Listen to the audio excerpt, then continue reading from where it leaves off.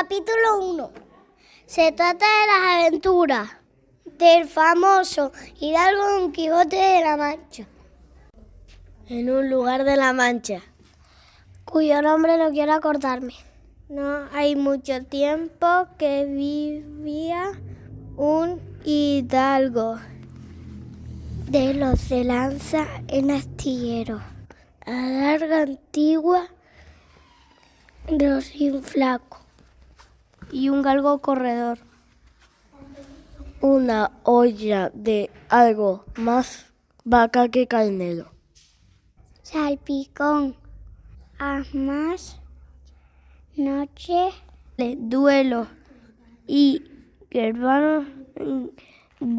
quebrantos los sábados.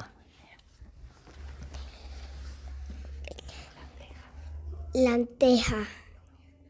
Los viernes, algún palomino, la añadidura los domingos.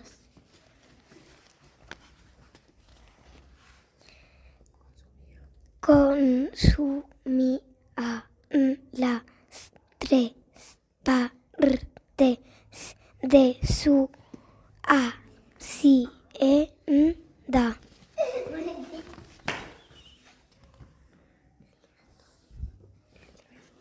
El resto y ella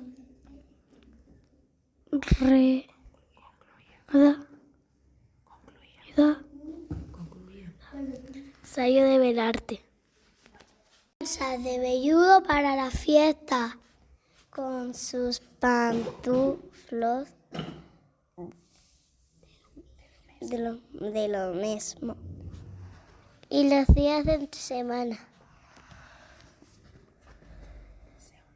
se honraba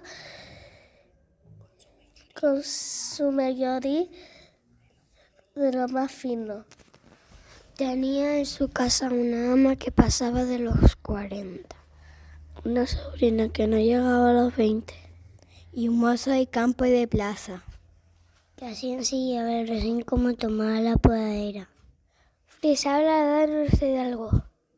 Con los 50 años, complexión recia, secos de carne, enjuto de rostro, gran madrugador, el amigo de la casa. Quieren decir que tenía el sobrenombre de Quijana o Quesada. Que en esto hay alguna diferencia en los autores. Que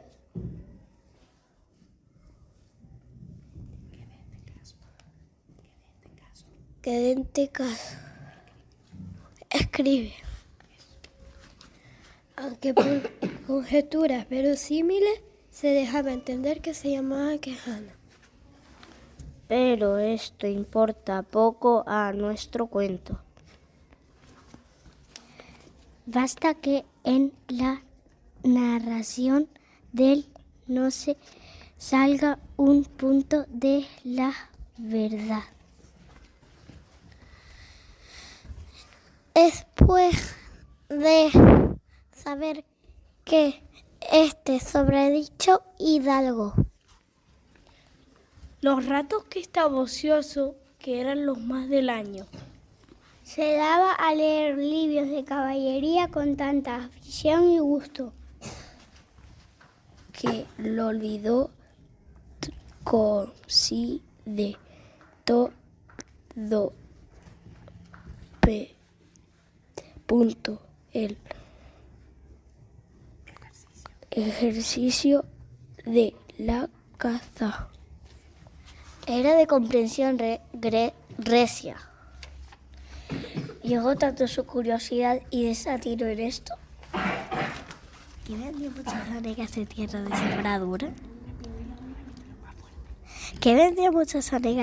de sembradura. Para comprar libros de caballerías en que leer. Y así llevó a su casa todos cuantos puedo haber de ellos. De ellos y de todos, ninguno parecía tan bien como los que compuso el famoso Feliciano de Silva, porque la claridad de su prosa y aquella intricadas razones suyas le parecían de perlas. y más cuando llegaba a leer aquellos requiebros y cartas de desafíos donde en muchas partes hallaba escrito: la razón de la sin razón, que a mi razón se hacía. De tal manera mi razón enflaquece que con razón me quejo de la vuestra fermosura. Y también cuando leía los altos cielos de que vuestra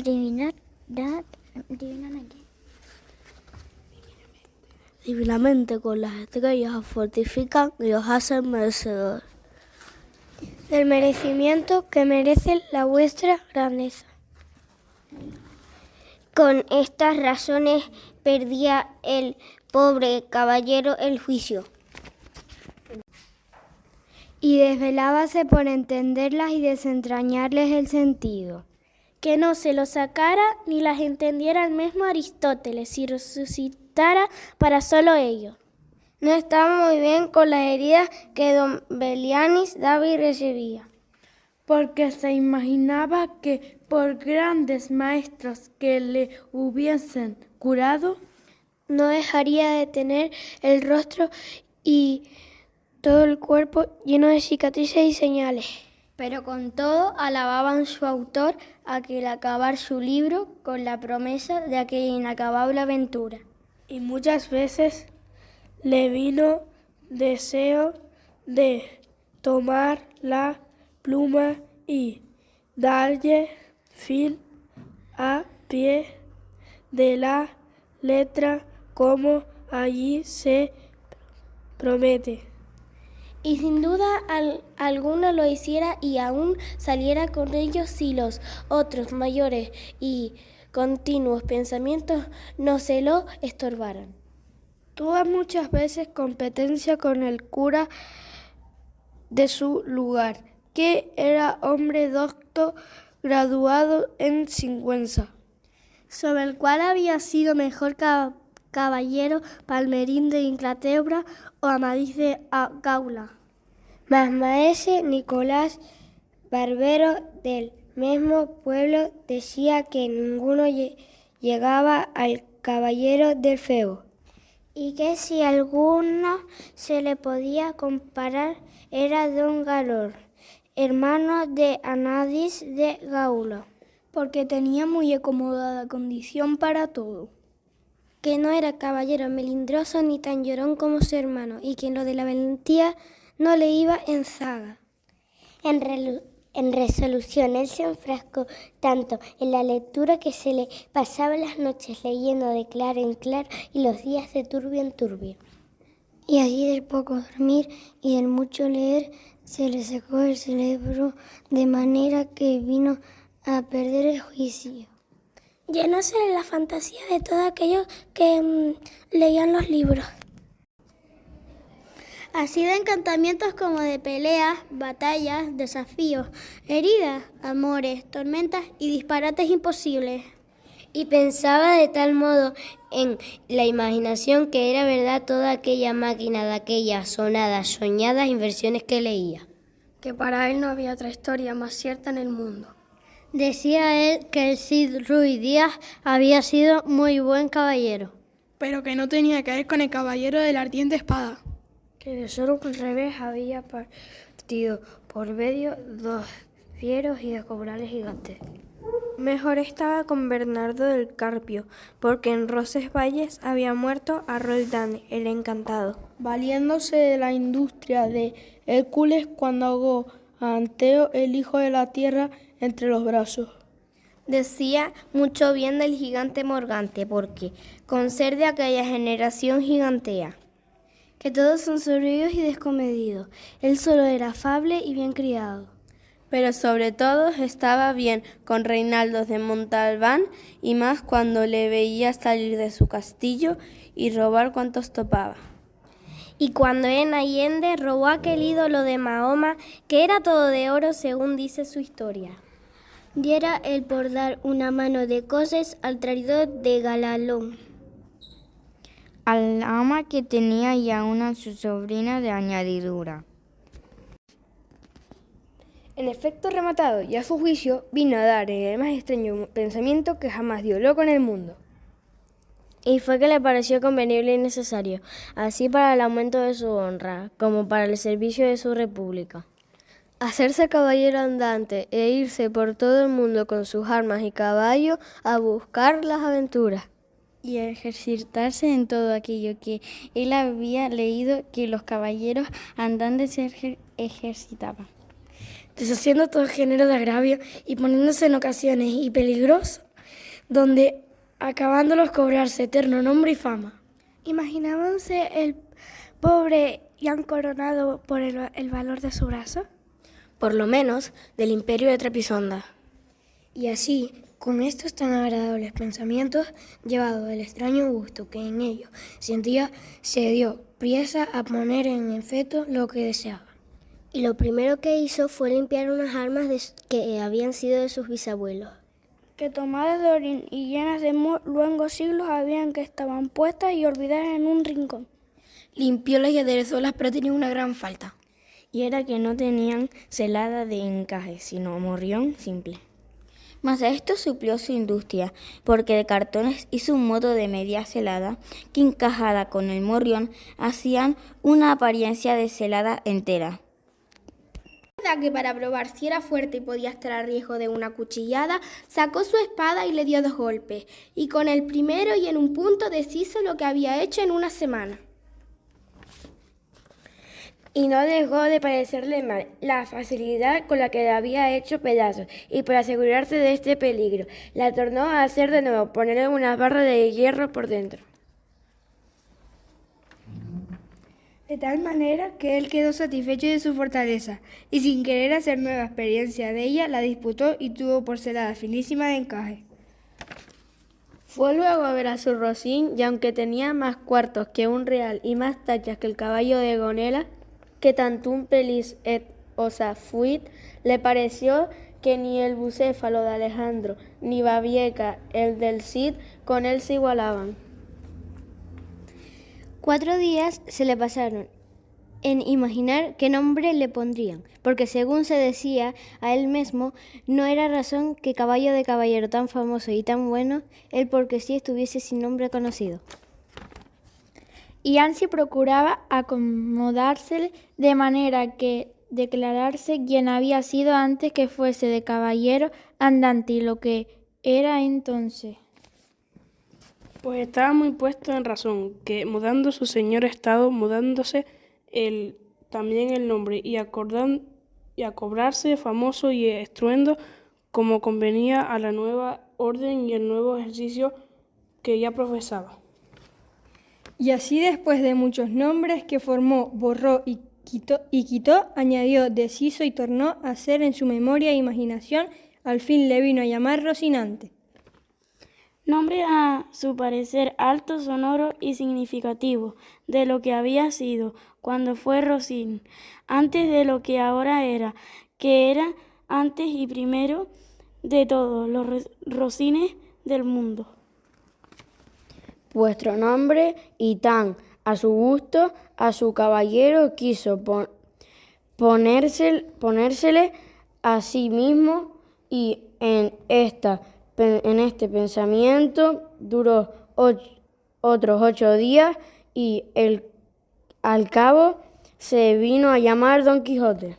Donde, como queda dicho, tomaron ocasión los autores de esta tan verdadera historia, que sin duda se debería de llamar Quijada y no Quesada, como otros quisieron decir. Pero acordándose de que el valeroso Amadís no solo se había contentado con llamarse Amadís a secas, sino que añadió el nombre de su reino y patria por hacerla famosa, y se llamó Amadís de Gaula. Así quiso como buen caballero añadir al suyo el nombre de la suya y llamarse Don Quijote de la Mancha. A su parecer declaraba muy vivo a su linaje y patria de la honraba con tomar el sobrenombre de ella. Limpias pues sus armas, hecho de morrión, celada, puesto nombre a su rocín y confirmándose a sí mismo, se dio a entender que no le faltaba otra cosa sino buscar a una dama a quien enamorarse. Porque el caballero andante sin amores era el árbol sin hoja y sin fruto, y el cuerpo sin alma. Decía así: si yo por malos de mi pecado, por mi buena suerte, por ahí me encuentro con algún gigante, como de origen le concederé a los caballeros andantes. Y le derribo de un encuentro, o le parto por la mitad del cuerpo, o, finalmente, le venzo y le rindo. ¿No será bien tener a quien enviarle presentado y que entre y se hinque de rodillas ante mi dulce señora y diga con voz humilde y rendido: yo, señora, soy el gigante Caraculiambro, señor de la ínsula Malindrana, a quien venció en singular batalla el jamás como se debe alabado caballero Don Quijote de la Mancha, el cual me mandó que me presentase ante vuestra merced, para que la vuestra grandeza disponga de mí a su talante. Oh, cómo se holgó nuestro buen caballero cuando hubo hecho este discurso, y más cuando halló a quien dar nombre de su dama. Y fue a lo que se cree que en un lugar cerca del suyo había una moza labradora de muy buen parecer, de quien él en un tiempo anduvo enamorado, aunque, según se entiende, ella jamás lo supo, ni le dio cata de ello. Llamábase Alonso Lorenzo, y hasta le pareció ser bien darle título de señora de sus pensamientos, y buscándole nombre que no dijese mucho del suyo, y que si tirase y se encaminase al de princesa y gran señora. Vino a llamarla Dulcinea del Toboso, porque era natural del Toboso, nombre a su parecer músico y peregrino y significativo como todos los demás que a él y a sus cosas había puesto. Capítulo 2. Que trata de la primera salida de que su tierra hizo el ingenioso Don Quijote. Hechas pues estas provisiones, no quiso aguardar más tiempo, a poner en efecto su pensamiento, apretándole a ello la falta que él pensaba que hacía en el mundo de su tranza. Según eran los agravios que pensaba deshacer, tuertos que enderezar, sin razones que enmendar, y abusos que mejorar, y deudas que satisfacer. Y así, sin dar parte a persona alguna de su intención, y sin que nadie le viese, una mañana antes del día, que era uno de los calurosos del mes de julio, Se armó de todas sus armas, subió sobre Rocinante, puesta su mal compuesta celada, embrazó su adarga, tomó su lanza y por la puerta falsa de un corral salió al campo. Con grandísimo contento y alborozo de ver con cuánta facilidad había dado principio a su buen deseo. Mas apenas se vio en el campo cuando le asaltó un pensamiento terrible y tal que por poco le hiciera dejar la comenzada empresa, y fue que le vino a la memoria que no era armado caballero, y que conforme a la ley de caballería ni podía ni debía tomar armas con ningún caballero, y puesto que lo fuera había de llevar armas blancas como no el caballero, sin empresa en el escudo hasta que por su esfuerzo la ganase. Estos pensamientos le hicieron titubear en su propósito, mas, pudiendo más su locura que otra razón alguna, propuso de hacerse armar caballero del primero que topase, a imitación de otros muchos que así lo hicieron, según él había leído en los libros que tal le tenían. En lo de las armas blancas pensaba limpiarlas de manera, en teniendo lugar que lo fuesen de un armiño. Y con esto se quietó y prosiguió su camino, sin llevar otro que aquel que su caballo quería, creyendo que en aquello consistía la fuerza de las aventuras. Yendo pues caminando, nuestro flamante aventurero iba hablando consigo mismo y diciendo: ¿Quién duda sino que en los venideros tiempos, cuando salga a la luz la verdadera historia de mis famosos hechos, que el sabio que los escribiere no ponga cuando yo a contar esta mi primera salida tan de mañana? De esta manera, apenas había el rubicundo Apolo tendido por la faz de la ancha y espaciosa tierra, las doradas hebras de sus hermosos cabellos, Y apenas los pequeños y pintados pajarillos con sus arpadas lenguas habían saludado con dulce y meliflua armonía la venida de la rosada aurora, que dejando la blanda cama del celoso marido por las puertas y balcones del manchego horizonte, a los mortales se mostraba, cuando el famoso caballero Don Quijote de la Mancha, dejando las ociosas plumas, subió sobre su famoso caballo Rocinante y comenzó a caminar por el antiguo y conocido campo de Montiel. Y era la verdad que por él caminaba, y añadió diciendo: Dichosa edad y siglo dichoso, aquel a donde saldrán a luz la famosa hazaña, mías dignas de entallarse en bronce, esculpirse en mármoles y pintarse en tablas para memoria en lo futuro. Oh tú, sabio encantador, quien quiera que seas a quien ha de tocar el ser coronista de esta peregrina historia. Ruégote que no te olvides de mi buen Rocinante, compañero eterno mío en todos mis caminos y carreras. Luego volvió diciendo como si verdaderamente fuera enamorado: Oh princesa Dulcinea, señora de este cautivo corazón, mucho agravio me habéis fecho en despedirme y reprocharme con el riguroso afincamiento de mandarme no parecer ante la vuestra fermosura. Plega, oh señor, desmembraos de este vuestro sujeto corazón que tantas cuitas por vuestro amor padece.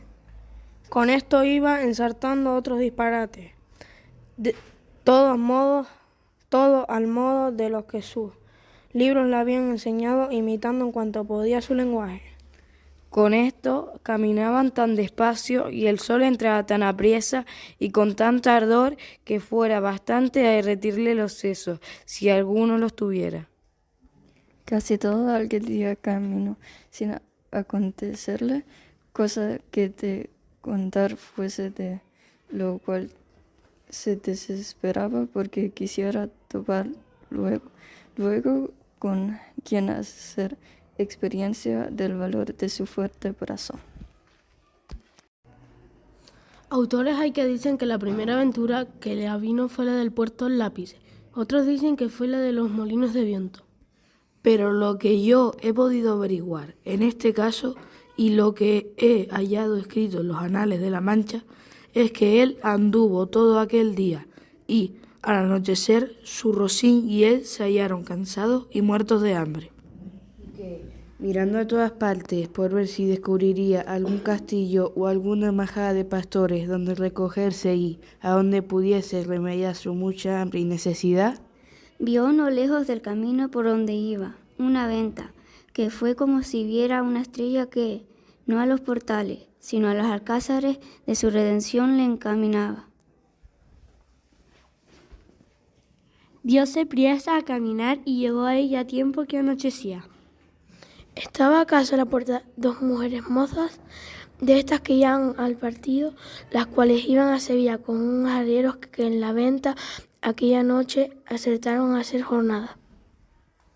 Y como nuestro aventurero todo cuanto pensaba, veía o imaginaba le parecía ser hecho y pasar al modo de lo que había leído. Luego de que vio la venta, se le representó que era un castillo con sus 4 torres y chimpintales de luciente plata, sin faltarle su puente levadiza y una honda cava. Con todos aquellos albarentes, semejantes castillos se pintaban.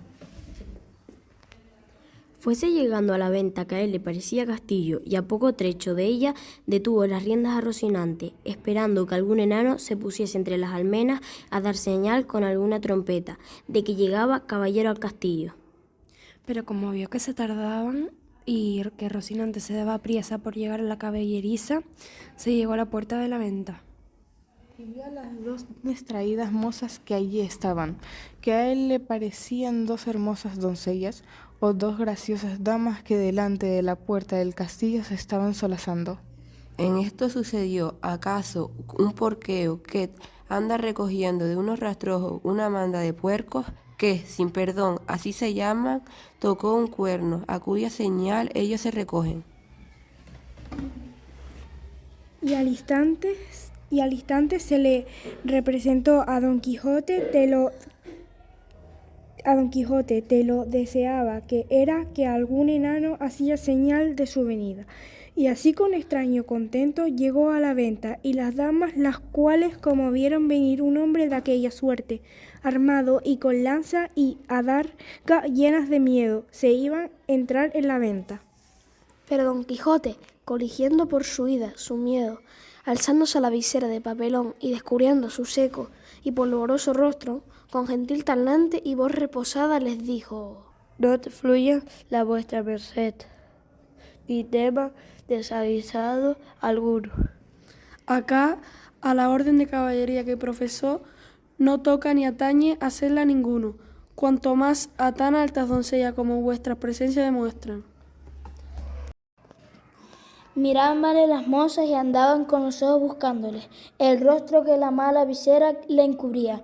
Mas como se oyeron llamar doncellas, cosa tan fuera de su profesión, no pudieron tener la risa, y fue de manera que Don Quijote vino a correrse y a decirles: Bien, parece la mesura en las fermosas, y es mucha sandeja además de la risa que el de leve causa procede. Pero no vos lo digo porque os caudite ni mostrede mal talente, que el mío no es de al que de serviros. El lenguaje no entendido de las señoras y el mal talle de nuestro caballero acrecentaba en ellas la risa y en él el enojo, y pasara muy adelante si aquel punto no saliera el ventero, hombre que, por ser muy gordo, era muy pacífico. El cual, viendo aquella figura contra ella, armada de armas tan desiguales como eran las bridas, lanza, adarga y coseletes, no estuvo nada en acompañar a las doncellas en las nuestras de su contento. Mas, en efecto, temiendo la máquina de tantos pertrechos, determinó de hablarle comedidamente, y así le dijo: Si vuestra merced, señor caballero, busca posada, amén del lecho, porque en esta venta no hay ninguno, todos los demás se hallarán en ella en mucha abundancia. Viendo Don Quijote la humildad del alcaide de la fortaleza, que tal le pareció a él el ventero y la venta, respondió: Para mí, señor castellano, cualquiera cosa basta, porque mis arreos son las armas, mi descanso el pelear. Pensó el huésped que haberle llamado castellano había sido por haberle parecido de los sanos de Castilla, aunque él era andaluz, y los de la playa de Sanlúcar no nos ladrones de cacos, ni menos maleantes que estudiando paje. Así le respondió: Según eso, las camas de vuestra merced serán duras peñas, y su dormir siempre velar, y siendo así se puede apear con seguridad que haya en esta choza ocasión y ocasiones para no dormir en todo un año, cuanto más en una noche. Y diciendo esto fue a tener el escriba Don Quijote, el cual se apeó con mucha dificultad y trabajó como aquel que en todo aquel día no se había desayunado. Dijo luego el huésped que le tuviese mucho cuidado de su caballo, porque era la mejor pieza que comía pan en el mundo. Miróle el ventero y no le pareció tan bueno como Don Quijote decía, ni aun la mitad, y acomodándole en la caballería, volvió a ver lo que su huésped mandaba, al cual estaba desarmando las doncellas que ya se habían reconciliado con él, las cuales, aunque le habían quitado el peto y el espaldar, jamás supieron ni pudieron desencajarle la gola ni quitarle la contrahecha celada, que traía atada con unas cintas verdes, y era menester cortarlas por no poderse quitar los nudos. Mas él no lo quiso consentir en ninguna manera, y así se quedó toda aquella noche con la celada puesta, que era la más graciosa y extraña figura que se pudiera pensar, y al desarmarle, como él se imaginaba, aquellas traídas y llevadas que le desarmaban eran algunas principales señoras y damas de aquel castillo. Les dijo con mucho donaire. Nunca fue caballero de damas tan bien servidos como fuera Don Quijote cuando de su aldea vino. Doncellas curaban de él, princesas del su Rocino. Oh Rociante, que este es el nombre, señoras mías, de mi caballo y Don Quijote de la Mancha el mío, que, puesto que no quisiera descubrirme, fasta que las fazañas fechas en vuestro servicio y pro me descubrieran, la fuerza de acomodar al propósito presente este romance viejo de Lanzarote, ha sido causa que sepáis mi nombre, antes de toda sazón, pero tiempo vendrá en que las vuestras señorías me manden, y yo obedezca, y el valor de mi brazo descubra el deseo que tengo de serviros. Las mozas que no estaban hechas a oír semejantes retóricas no respondían palabras, solo le preguntaron que si querían comer alguna cosa, cualquiera llantarina. Yo, respondió Don Quijote, porque a lo que entendió me haría mucho al caso. A dicha acertó a ser viernes aquel día, y no había en toda la venta sino unas raciones de un pescado que en Castilla llamaban abadejo, y en Andalucía bacallao, y en otras partes curradillo, y en otras truchuela, preguntándole si por ventura comería su merced truchuela, que no había otro pescado que dalle a comer. Como haya muchas truchuelas, respondió Don Quijote, podría servir de una trucha, porque eso se me da que me den 8 reales sencillos en una pieza de a8, cuanto más que podría ser una fuese esta truchuela, como en las tiernas que mejor que la vaca, y el cabrito y el cabrón. Lo que fuere venga luego, que el trabajo y peso de las armas no se puede llevar sin el gobierno de las tripas. Pusiéronle la mesa a la puerta de la venta, por el fresco, y trújole el huésped una porción de mal remojado y peor cocido bacallao y un pan tan negro y mugriento como sus armas. Pero era material de grande risa verle comer, porque como tenía puesta la celada y alzada la visera, no podía poner nada en la boca con sus manos, si el otro no se daba y ponía. Y ansí una de aquellas señoras servía de este menester. Mas al darle de beber no fue posible ni lo fuera si el ventero no horadara una caña y puesto él un cabo en la boca, por el otro le iba echando el vino, y todo esto lo recibía en paciencia, a trueco de no romper la cinta de la celada. Estando en esto, llegó acaso a la venta de un castrador de puercos, y así como llegó, sonó su solvato de cañas 4 o 5 veces, con lo cual acabó de confirmar Don Quijote que estaba en un famoso castillo y que le servían con música y que el abadejo eran truchas, el pan candeal y las rameradas damas y el ventero castellano del castillo, y con esto daba por bien empleada su determinación y salida. Más lo que más le fatigaba era no verse armado caballero, porque por parecerle no se podría poner legítimamente en aventura alguna sin recibir la orden de caballería. Capítulo 3. ¿Dónde se cuenta la graciosa manera que tuvo Don Quijote en armarse caballero? Así fatigado de este pensamiento abrevió su venteril y limitada cena, la cual acaba llamó al veterano, y encerrándose con él en la caballeriza, se hincó de rodillas ante él, diciéndole: No me levantaré jamás de donde estoy, valeroso caballero Fasta, que la vuestra cortesía me otorgue un don que pedirle quiero, el cual redundará en alabanza vuestra y en pro del género humano. El ventero, que vio a su huésped a sus pies y oyó semejantes razones, estaba confuso mirándole, sin saber qué hacer ni decirle, y porfiaba con él que se levantase, y jamás quiso, hasta que hubo de decir que él otorgaba el don que le pedía. No esperaba yo menos de la gran magnificencia vuestra, señor mío, respondió Don Quijote, y así os digo que el don que os he pedido y de vuestra libertad me ha sido otorgado. Es que mañana en aquel día me habéis de armar caballero, y esta noche en la capilla desde vuestro castillo velaré las armas, y mañana, como tengo dicho, se cumplirá lo que tanto deseo, para poder, como se debe, ir por todas las 4 partes del mundo, buscando las aventuras en pro de los menestesoros, como está a cargo de la caballería y de los caballeros andantes como yo soy, cuyo deseo a semejante faña es inclinado. El ventero, que, como está dicho, era un poco socarrón, ya que tenía algunos barruntos de la falta de juicio de su huésped, acabó de creerlo cuando... ¿Y por qué tener que reír aquella noche? Determinó de seguirle el humor, y así le dijo que andaba muy acertado en lo que deseaba y pedía. ¿Y qué tal el presupuesto?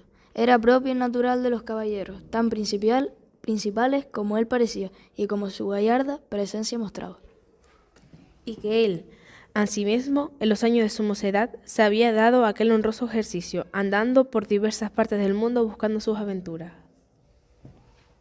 Sin que hubiese dejado los percheles de Málaga, islas de Rirán, Compás de Sevilla, Azojejo de Segovia, la Olivera de Valencia, la Rondilla de Granada, Playa de Sanlúcar, Portor de Córdoba y las Ventanillas de Toledo y otras diversas partes.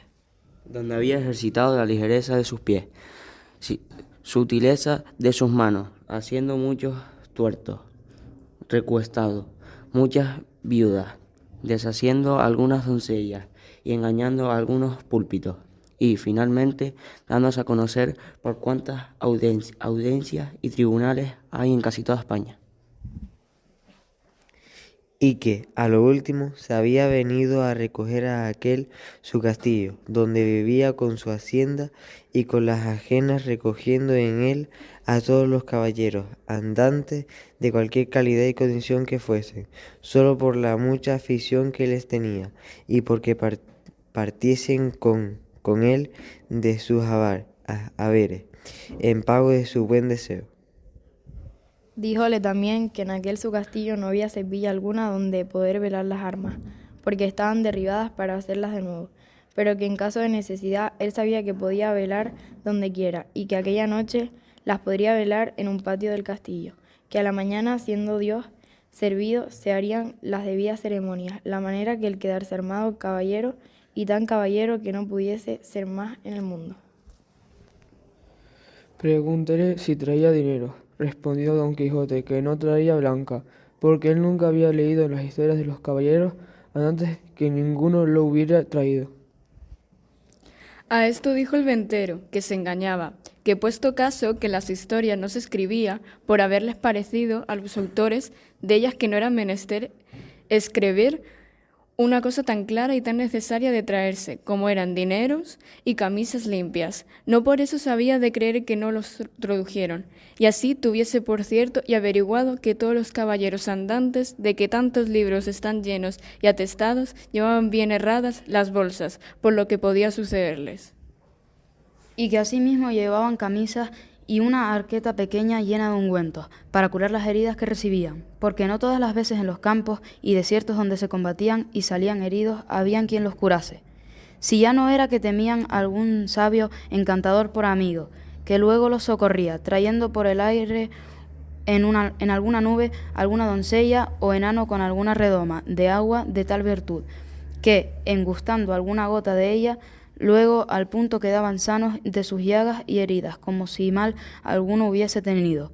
Mas que en tanto que esto no hubiese, tuvieron los pasados caballeros por cosa acertada, que sus escuderos fuesen proveídos de dinero y otras cosas necesarias, como eran hilas y ungüentos para curarse.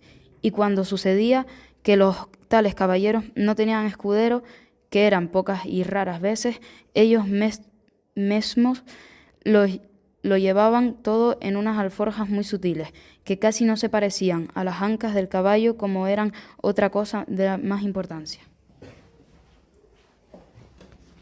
Porque no siendo por ocasión semejante, esto llevar alforja no fue muy admitido entre los caballeros andantes, y por esto le daba por consejo, pues aún se lo podía mandar como a su ahijado, que tan presto lo había de ser, que no caminase de allí adelante sin dinero y sin las prevenciones referidas, y que vería cuán bien se hallaba con ella, cuando menos se pensase.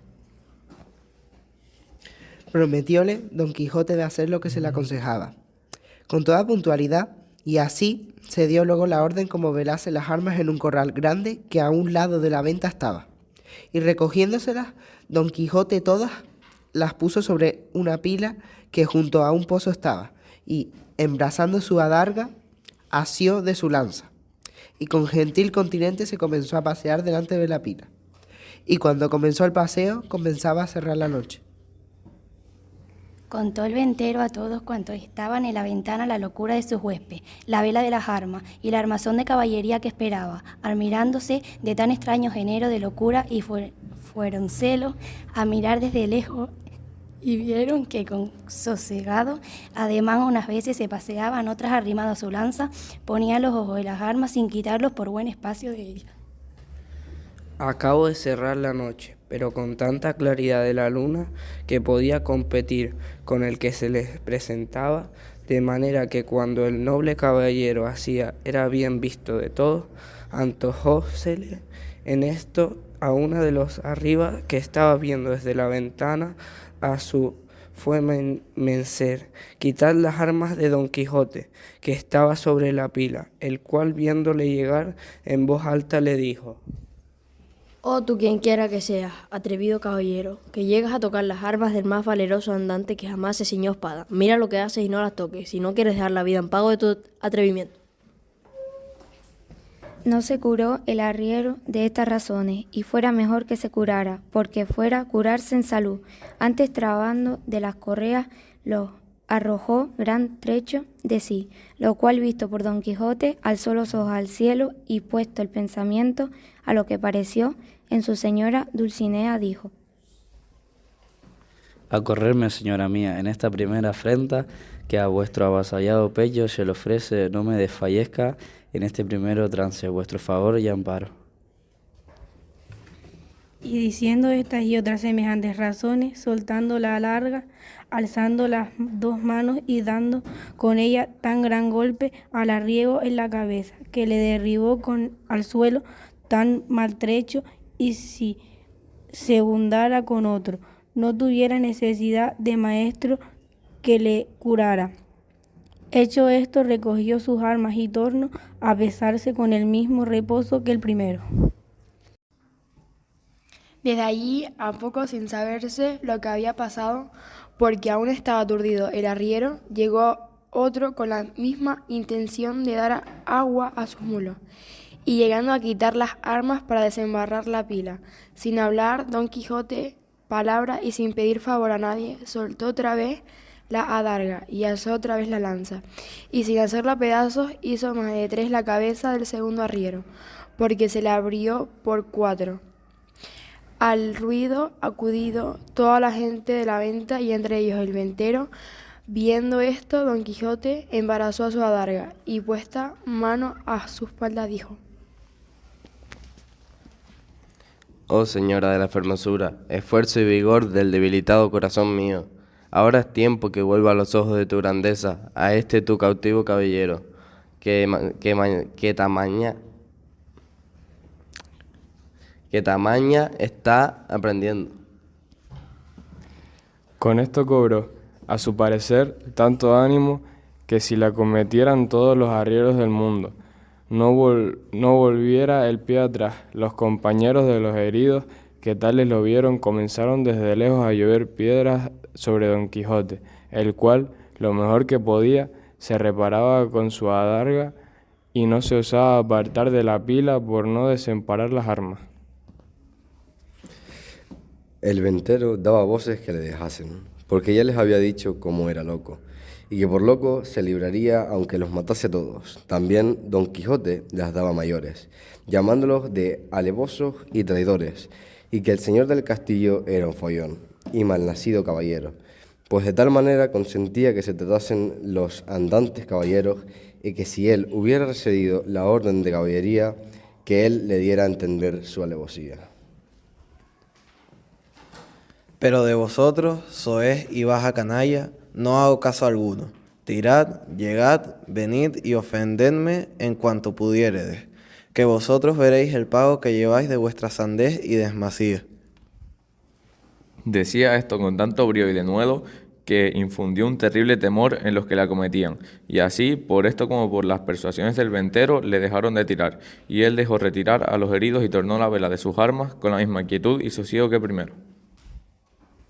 No le parecieron bien al ventero las burlas de su huésped y determinó abreviar y darle la negra orden de caballería. Luego, antes que otra desgracia sucediese, y así llegándose a él, se disculpó de la insolencia que aquella gente baja con él había usado, sin que él supiese cosas algunas, pero que bien castigados quedaban de su atrevimiento. Díjole, como ya le había dicho, que en aquel castillo no había capilla, y para lo que restaba de hacer tampoco era necesaria, que todo el toque de quedar armado caballero consistía en la pescozada y en el espaldarazo. Según él tenía noticia del ceremonial de la orden, y que aquello en mitad de un campo se podía hacer, y que ya había cumplido con lo que tocaba al velar de las armas, que con solas 2 horas de vela se cumplía, cuanto más que él había estado más de 4. Todo se lo creyó Don Quijote, que él estaba allí pronto para obedecerle, y que concluyese con la mayor brevedad que pudiese, porque si fuese otra vez acometido y se viese armado caballero, no pensaba dejar persona viva en el castillo, excepto aquellos que él mandase, a quien por su respecto dejaría. Advertido y medroso de esto el castellano, trujo luego un libro donde asentaba la paja y cebada que daba a los arrieros, y con un cabo de vela que le traía un muchacho, y con las 2 ya dichas doncellas, se vino a donde Don Quijote estaba, al cual mandó hincar de rodillas, y leyendo en su manual como que decía alguna devota oración. En mitad de la leyenda alzó la mano y diólete sobre el cuello un buen golpe, y tras él con su misma espada un gentil espalderazo, siempre murmurando entre dientes como que rezaba.